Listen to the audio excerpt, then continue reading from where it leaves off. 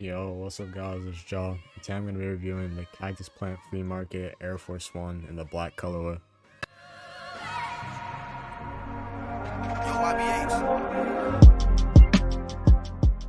One of the best parts about this shoe is the box. So the box, you have the big Nike logo, it's kind of distorted. Then on this side you have the Air Force One with the Nike swoosh and the yin and yang, and then also another Nike logo. And on this side you also have the yin and yang logo. Also comes with this bag, has the Nike Air and then the Air Force One, and then the yin and yang symbol, the Nike logo, and the Just Do It. Bag is a drawstring and the drawstrings are in yellow.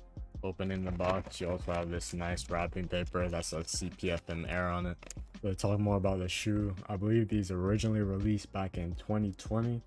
And this is a 2024 release, so they re-released them. There's a Cactus Plant Flea Market drop and also a sneakers drop, so let me know if you managed to hit in the comments. Along with these, a white colorway, a green colorway, and a purple colorway released.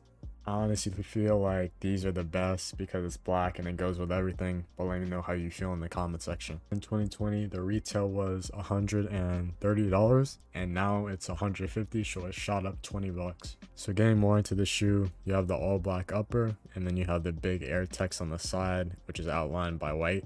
The left shoe has the Flea text and the right shoe has the air text. On the bottom of the shoe, it's just your typical Air Force. And they do come with an extra pair of white laces and an extra pair of black laces.